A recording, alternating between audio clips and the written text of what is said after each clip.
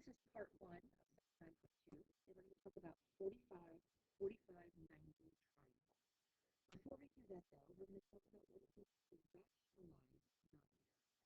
So in math, we are allowed denominators have square roots. So we have to get rid of them by doing something called rationalizing. So whatever the number is on the bottom, right, so we have square root 2, we're going to multiply by what we call a -1, because the square root of 2 over the square root of 2 is 1. Anything over itself is 1.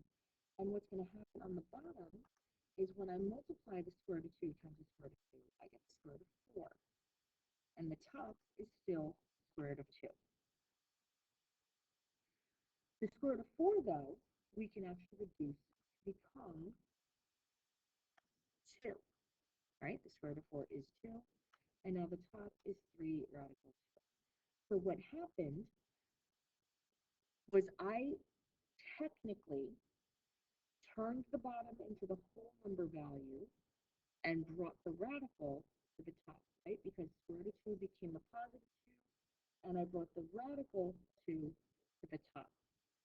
So our shortcut that we can do is 100 over the square root of 2 is really 100 over 2, and bring up the square root of 2. And this I can reduce to 50, and that would be my answer. So I'm really dividing 100 by 2 and bringing the radical to the top. So another example, let's say we had 60 over the square root of 3.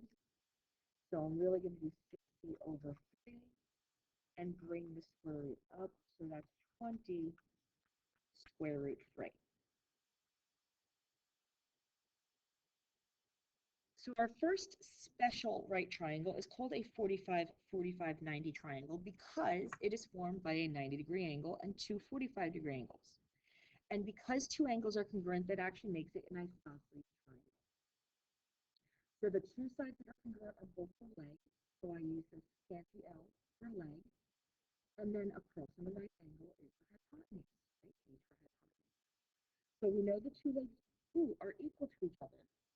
And the hypotenuse now will always equal the leg times the square root of 2. So this is a formula that we're going to need to know. H equals L root 2 anytime I'm dealing with a 45, 45, 90 triangle. So every single time I have a triangle, I'm going to label it 45, 45, 90 with H for hypotenuse and L for either of my legs. And because I know that L equals L, I could say that X equals 8.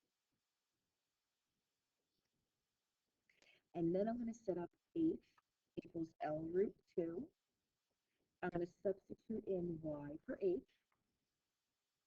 And I'm going to substitute in 8 for L. Bring down the root 2.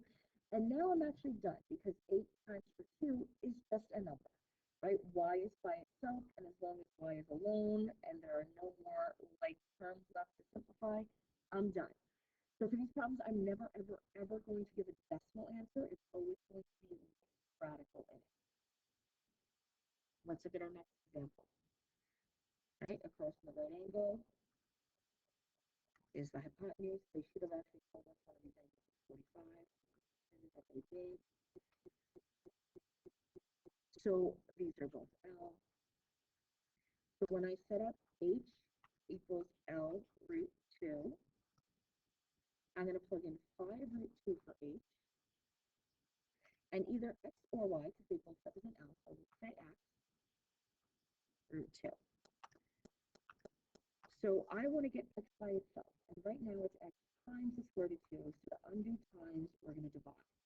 So I'm going to divide both sides by the square root of 2. And when I do that, they actually cancel here, and they cancel here.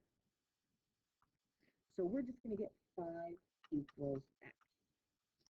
And because L equals L, we also have Y equals 5. X and Y would be the same thing in this problem.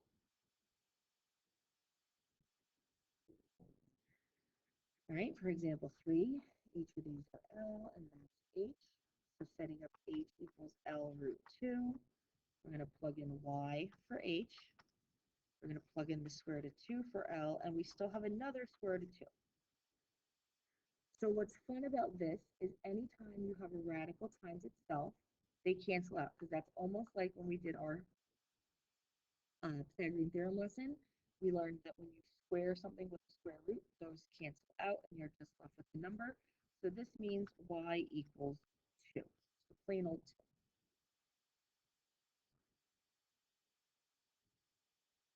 All right, example 4, we have L and H. So I'm going to set up H equals L root 2. I'm going to plug in 4 for H, either X or Y. And just like before, X has to be alone. So we're going to get rid of the square root of 2. And now this is like our rationalizing the denominator. We're going to use our shortcut. So this becomes 4 over 2, bring up the radical. So 4 over 2 is 2 and then root 2. And remember, x and y are the same, so we could also say y equals 2 root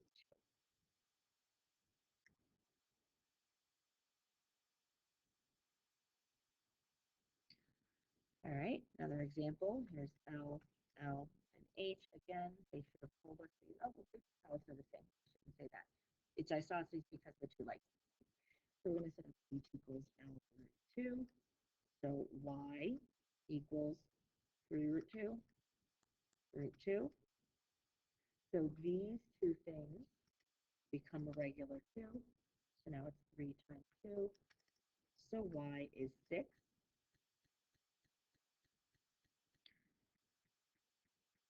All right, one more example here. This one's a messier one. That's my H, here's my L's. So I'm going to plug in 19 for H and either X or Y for L. We're going to divide both sides by the square root of 2 to get X by itself. So using our shortcut, it becomes 19 over 2, bring up the square root of 2. But now I can't actually reduce 19 over 2, so I'm going to leave it like that. I could turn it to 9.5 if I want, but it's also not necessary. I could leave it as 19 over 2, which means y is also 19 root 2 over 2.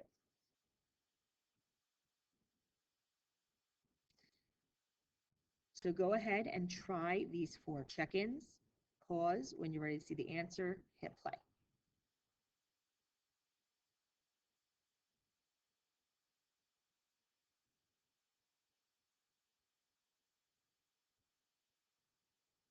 All right, so for the first one, H was 2 radical 2. When I divide by the radical 2 on both sides, we just get X is 2. For number 2, I set up H equals L root 2. I use X is my H, 9 is my L, so X is 9 root 2. And because the two legs did the same, Y is 9. With 3, H equals L root 2, plugging in 10 for H, we're going to use our shortcut. 10 over 2 is 5 root 2, and Y is the same thing. And then number 4, I'm going to use 10 root 2 for my hypotenuse. So 10 root 2 equals X root 2. X is 10, and Y is the same, so it's also 10.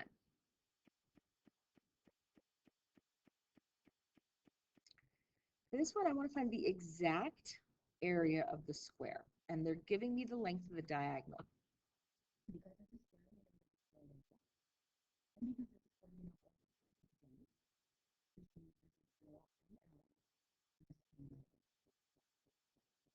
So H equals L root 2, and I plug in 10 for H. I'm going to divide both sides by the square root of 2, and we kind of just did this one, right? We used the 10. So we get 5 root 2 equals L. So each of these sides is 5 root 2. And if I want to find the area of a square, I would use length times width. So the area is 5 root 2 times 5 root 2. So the 5 times the 5 is 25, and the root 2 times root 2 is 2. So I get an area of 50, my units are feet, so square feet.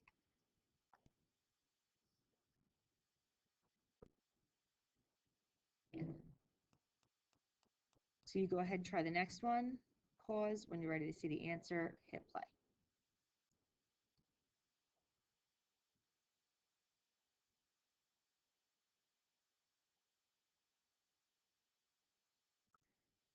All right, so I find my side lengths are each 14 root 2. So when I do 14 root 2 times 14 root 2, 14 times 14 is 196, and root 2 times root 2 is 2. I get 392 square meters. So now I have the perimeter of a square is 28 inches. Find the exact length of that. So if the perimeter was 28 inches, it all looks like the same. So every side of my shape is 7. And I want to find the length of that. So if these are L's, my diagonal is going to be my hypotenuse. So H equals L root 2.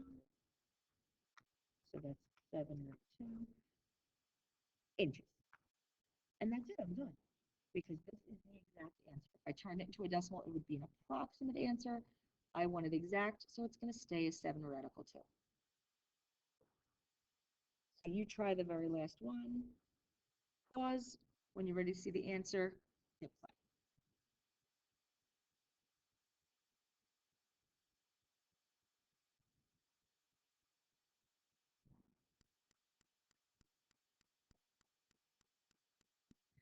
All right. So I have a perimeter 40, which means each side is 10. So I'm using 10 as my leg. I'm finding my hypotenuse. That's 10 radical 2. And that is part 1 of section 9.2, 45, 45, 90 triangles.